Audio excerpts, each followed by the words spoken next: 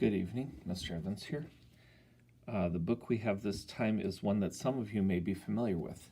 It's called The Westing Game by Ellen Raskin, and this book was first published in 1978, so when I was about six years old.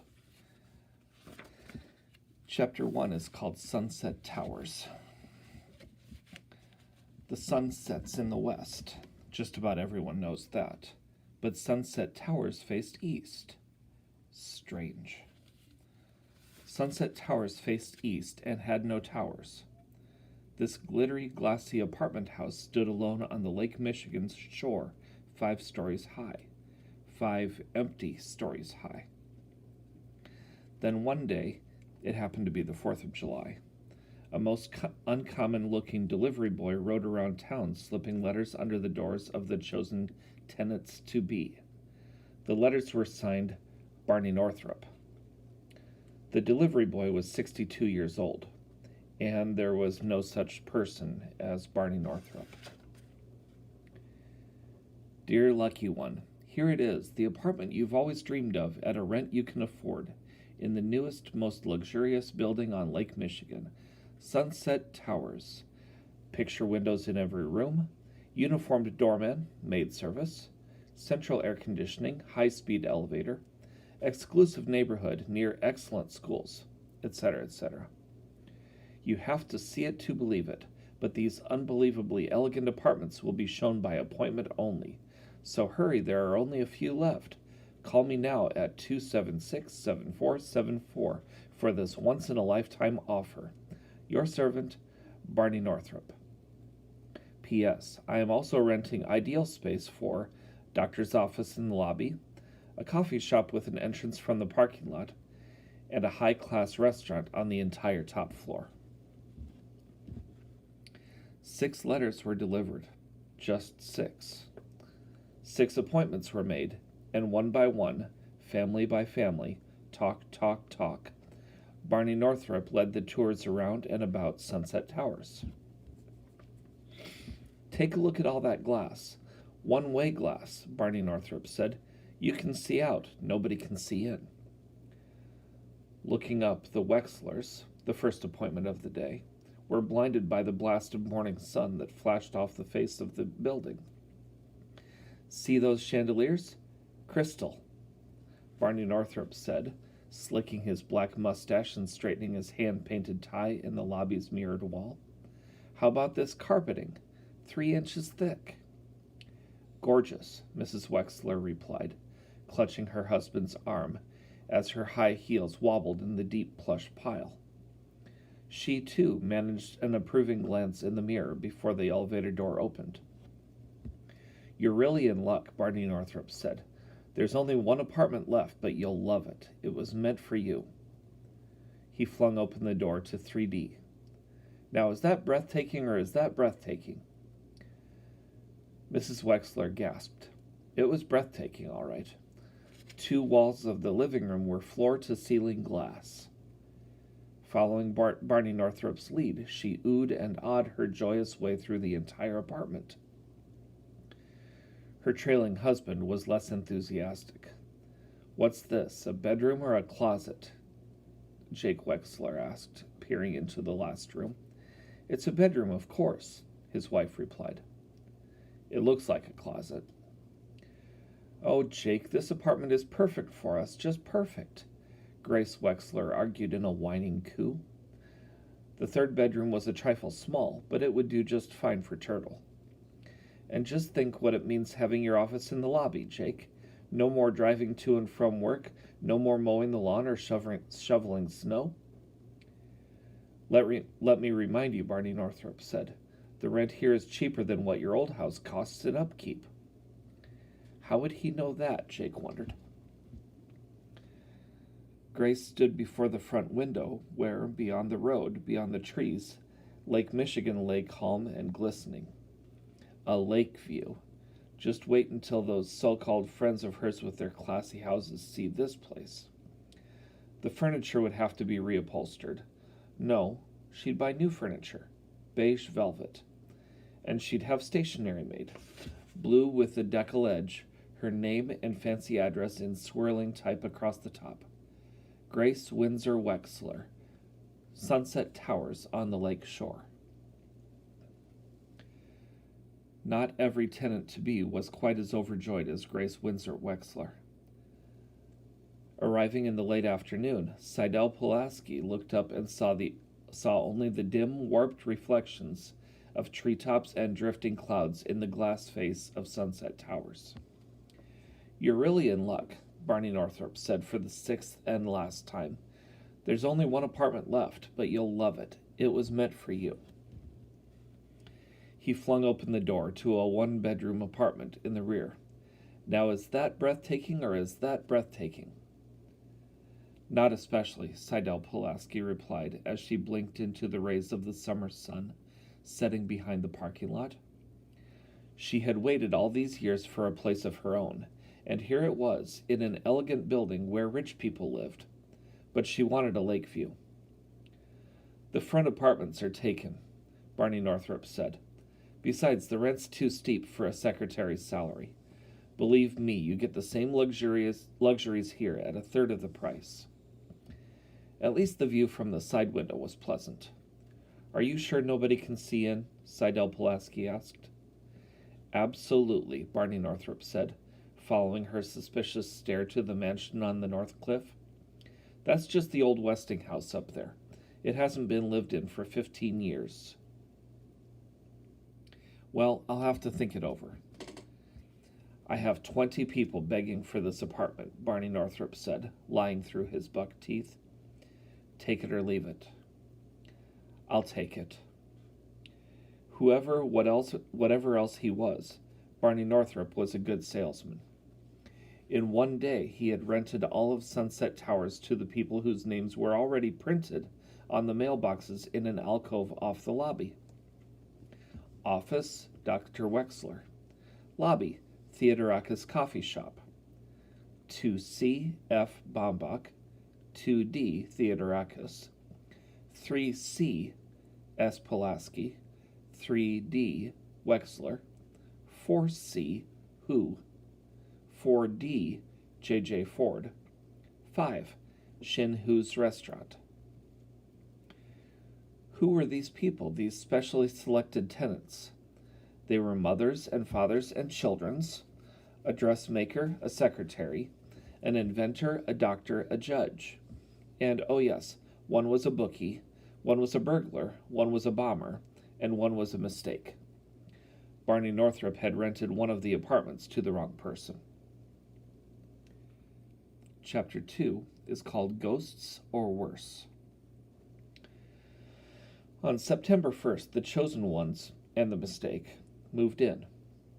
A wire fence had been erected along the north side of the building. On it, a sign warned, "No trespassing, property of the Westing estate." The newly paved driveway curved sharply and doubled back on itself rather than breach the city-county line. Sunset Towers stood at the far edge of town. On September 2nd, Shin Hu's Restaurant, specializing in authentic Chinese cuisine, held its grand opening. Only 3 people came. It was indeed an exclusive neighborhood, too exclusive for Mr. Hu. However, the less expensive coffee shop that had opened on the parking lot was kept busy serving breakfast, lunch, and dinner to tenants ordering up and to workers from nearby Westingtown. Sunset Towers was a quiet, well-run building, and, except for the grumbling Mr. Hu, the people who lived there seemed content. Neighbor greeted neighbor with good morning or good evening or a friendly smile, and grappled with small problems behind closed doors.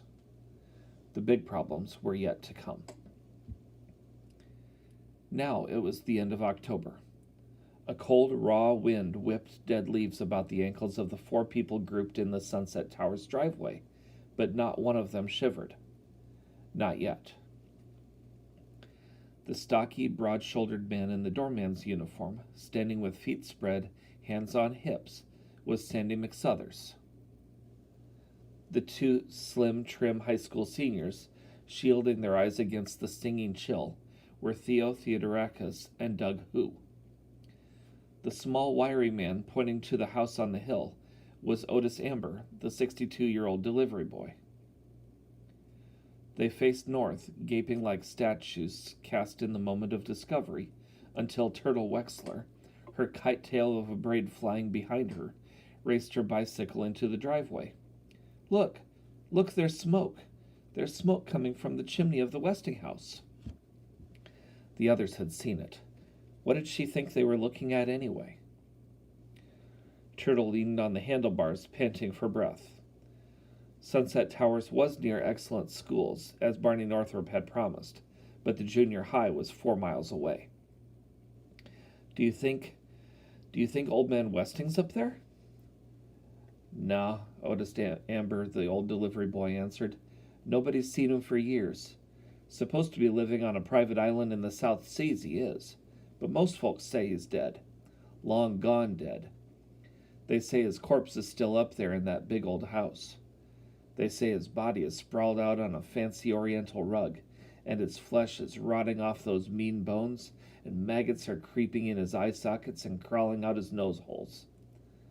The delivery boy added a high-pitched hee-hee-hee to the gruesome details. Now someone shivered. It was Turtle. Serves him right, Sandy said. At other times a cheery fellow, the doorman often complained bitterly about having been fired from his job of 20 years in the Westing paper mill. But somebody must be up there. Somebody alive, that is. He pushed back the gold-braided cap and squinted at the house through his steel-framed glasses, as if expecting the curling smoke to write the answer in the autumn air. Maybe it's those kids again. No, it couldn't be. What kids? The 3 kids wanted to know. Why, those 2 unfortunate fellas from Westingtown. What unfortunate fellas? The 3 heads twisted from the doorman to the delivery boy. Doug Hu ducked Turtle's whizzing braid. Touch her precious pigtail, even by accident, and she'll kick you in the shins, the brat. He couldn't chance an injury to his legs, not with the big meat coming. The track star began to jog in place. Horrible, it was horrible, Otis Amber said with a shudder that sent the loose straps of his leather aviator's helmet swinging about his long, thin face. Come to think of it, it happened exactly 1 year ago tonight, on Halloween. What happened? Theo Theodorakis asked impatiently. He was late for work in the coffee shop. Tell them, Otis, Sandy urged. The delivery boy stroked the gray stubble on his pointed chin. Seems it all started with a bet. Somebody bet them $1 they couldn't stay in that spooky house 5 minutes. 1 measly buck. The poor kids hardly got through those French doors on this side of the Westinghouse when they came tearing out like they was being chased by a ghost. Chased by a ghost. Or worse. Or worse. Turtle forgot her throbbing toothache. Theo Theodorakis and Doug Hu, older and more worldly wise, exchanged winks but stayed to hear the rest of the story. One fellow ran out crazy-like, screaming his head off. He never stopped screaming till he had hit the rocks at the bottom of the cliff. The other fellow hasn't said but 2 words since. Something about purple. Sandy helped him out. Purple waves. Otis Amber nodded sadly. Yup, that poor fella just sits in the state asylum saying, purple waves, over and over again, and his scared eyes keep staring at his hands. You see, when he came running out of the Westinghouse, his hands was dripping with warm red blood. Now all 3 shivered. Poor kid, the doorman said. All that pain and suffering for $1 bet. Make it $2 for each minute I stay in there, and you're on, Turtle Wexler said. Someone was spying on the group in the driveway. From the front window of apartment 2D, 15-year-old Chris Theodorakis watched his brother Theo shake hands. It must be a bet. With the skinny, one pigtailed girl, and rush into the lobby. The family coffee shop would be busy now. His brother should have been working the counter half an hour ago. Chris checked the wall clock. 2 more hours before Theo would bring up his dinner. Then he would tell him about the limper. Early that afternoon, Chris had followed the flight of a purple martin, Progne subis, across the field of brambles, through the oaks, up to the red maple on the hill. The bird flew off, but something else caught his eye. Someone, he could not tell if the person was a man or a woman, came out of the shadows on the lawn, unlocked the French doors, and disappeared into the Westinghouse. Someone with a limp. Minutes later, smoke began to rise from the chimney. Once again, Chris turned toward the side window and scanned the house on the cliff. The French doors were closed. Heavy drapes hung full against the 17 windows he had counted so many times. They didn't need drapes on the special glass windows here in Sunset Towers. He could see out, but nobody could see in. Then why did he sometimes feel that someone was watching him? Who could be watching him? God? If God was watching, then why was he like this? The binoculars fell to the boy's lap. His head jerked, his body coiled, lashed by violent spasms. Relax. Theo will come soon. Relax. Soon the geese will be flying south in a V. Canada goose, Branta canadensis. Relax. Relax and watch the wind tangle the smoke and blow it towards Westingtown. Chapter 3 is called Tenants In and Out. Upstairs in 3D, Angela Wexler stood on a hassock, as still and blank-faced pretty as a store window dummy. Her pale blue eyes stared unblinkingly at the lake. "Turn, dear," said Flora Baumbach, the dressmaker, who lived and worked in a smaller apartment on the second floor. Angela pivoted in a slow quarter turn. "Oh!" Startled by the small cry, Flora Baumbach dropped the pin from her pudgy fingers and almost swallowed the 3 in her mouth. "Please be careful, Mrs. Baumbach. My Angela has very delicate skin." Grace Windsor Wexler was supervising the fitting of her daughter's wedding dress from the beige velvet couch. Above her hung the 24 framed flower prints she had selected and arranged with the greatest of taste and care. She could have been an interior decorator, a good one too, if it wasn't for the pressing demands of so on and so forth. "Mrs. Baumbach didn't prick me, Mother," Angela said evenly. "I was just surprised to see smoke coming from the Westinghouse chimney." Crawling with slow caution on her hands and knees, Flora Baumbach paused in the search for the dropped pin to peer up through her straight gray bangs. Mrs. Wexler set her coffee cup on the driftwood coffee table and craned her neck for a better view. "We must have new neighbors. I'll have to drive up there with a housewarming gift. They may need some decorating advice." "Hey, look, there's smoke coming from the Westinghouse." Again, Turtle was late with the news. "Oh, it's you." Mrs. Wexler always seemed surprised to see her other daughter, so unlike golden-haired, angel-faced Angela. Flora Baumbach, about to rise with the found pin, quickly sank down again to protect her sore shin in the shag carpeting.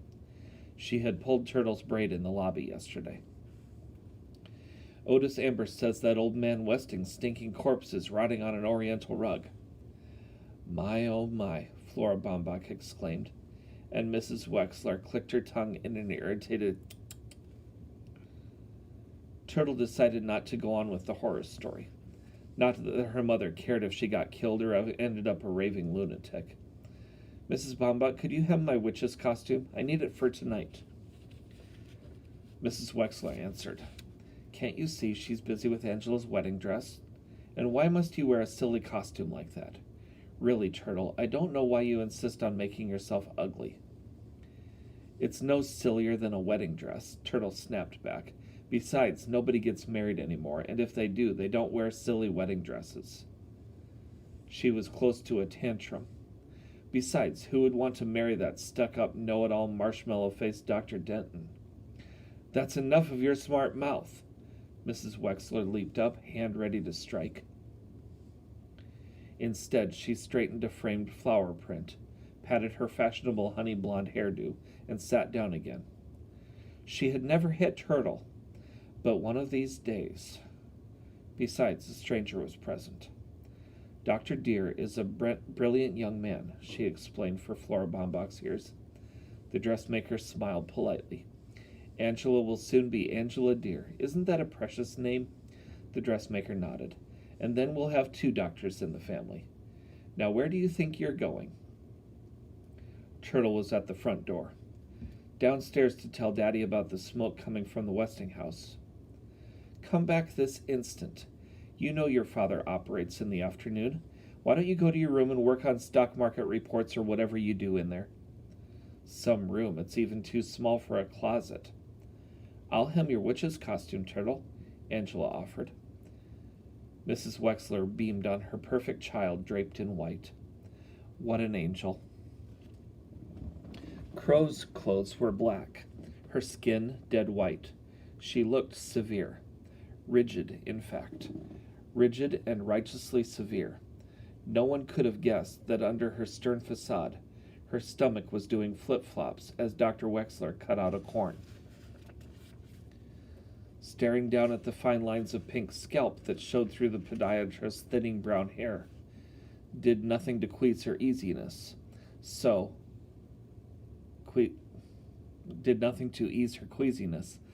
softly humming a hymn, she settled her gaze on the north window. Smoke! Watch it! Jake Wexler almost cut off her little toe along with the corn. Unaware of the near amputation, the cleaning woman stared at the Westinghouse. If you will just sit back, Jake began, but his patient did not hear him. She must have been a handsome woman at one time, but life had used her harshly. Her faded hair, knotted in a tight bun on the nape of her gaunt neck, glinted gold red in the light. Her profile was fine, marred only by the jut of her clenched jaw. Well, let's get on with it. Friday was his busy day. He had phone calls to make. Please sit back, Mrs. Crow. I'm almost finished. What? Jake gently replaced her foot on the chair's pedestal. I see you've hurt your shin. What? For an instant their eyes met. Then she looked away. A shy creature. Or a guilty one. Crow averted her face when she spoke. Your daughter Turtle kicked me, she muttered, staring once again at the Westinghouse. That's what happens when there's no religion in the home. Sandy says Westing's corpse is up there rotting away on an oriental rug, but I don't believe it. But if he's truly dead, then he's roasting in hell. We are sinners all. What do you mean his corpse is rotting on an oriental rug? Some kind of Persian rug, maybe a Chinese rug. Mr. Hu joined his son at the glass sidewall of the 5th-floor restaurant. And why were you wasting precious time listening to an overaged delivery boy with an overactive imagination when you should have been studying? It was not a question. Doug's father never asked questions. Don't shrug at me. Go study. Sure, Dad. Doug jogged off through the kitchen. It was no use arguing that there was no school tomorrow, just track practice. He jogged down the back stairs. No matter what excuse he gave, go study. His father would say, go study. He jogged into the Who's rear apartment, stretched out on the bare floor, and repeated, go study, to 20 sit-ups. Only 2 customers were expected for the dinner hour. Shin Hu's restaurant could seat 100. Mr. Hu slammed the reservations book shut, pressed a hand against the pain in his ample stomach, unwrapped a chocolate bar, and devoured it quickly before acid etched another ulcer. Back home again, is he? Well, Westing won't get off so easy this time. Not on his life. A small, delicate woman in a long white apron stood in silence before the restaurant's east window. She stared longingly into the boundless gray distance, as if far, far on the other side of Lake Michigan lay China. Sandy McSuthers saluted as the maroon Mercedes swung around the curved driveway and came to a stop at the entrance. He opened the car door with a ceremony reserved only for Judge J.J. Ford. "Look up there, Judge. There's smoke coming from the Westinghouse." A tall black woman in a tailored suit, her short-clipped hair touched with gray, slipped out from behind the wheel, handed the car keys to the doorman, and cast a disinterested glance at the house on the hill. "They say nobody's up there, just the corpse of old man Westing rotting away on an oriental rug," Sandy reported as he hoisted a full briefcase from the trunk of the car. "Do you believe in ghosts, Judge?" "There's certain to be a more rational explanation." "You're right, of course, Judge." Sandy opened the heavy glass door and followed on the judge's heels through the lobby. "I was just repeating what Otis Amber said." "Otis Amber is a stupid man, if not downright mad." J.J. Ford hurried into the elevator. She should not have said that. Not her. Not the first black, the first woman to have been elected to a judgeship in the state. She was tired after a trying day, that was it. Or was it? So Sam Westing has come home at last. Well, she could sell the car, take out a bank loan, pay him back. In cash. But would he take it? "Please don't repeat what I said about Otis Amber, Mr. McSuthers." "Don't worry, Judge." The doorman escorted her to the door of apartment 4D. "What you tell me is strictly confidential." And it was. J.J. Ford was the biggest tipper in Sunset Towers. "I saw some Chris Theodorakis was too excited to stutter out the news to his brother. One arm shot out and twisted up over his head. Dumb arm. Theo squatted next to the wheelchair. "Listen, Chris, I'll tell you about that haunted castle on the hill." His voice was soothing and hushed in mystery. "Somebody is up there, Chris, but nobody is there. Just rich Mr. Westing, and he's dead. Dead as a squashed June bug and rotting away on a moth-eaten oriental rug." Chris relaxed as he always did when his brother told him a story. Theo was good at making up stories. "And the worms are crawling in and out of the dead man's skull, in and out of his ear holes, his nose holes, his mouth holes, in and out of all of his holes."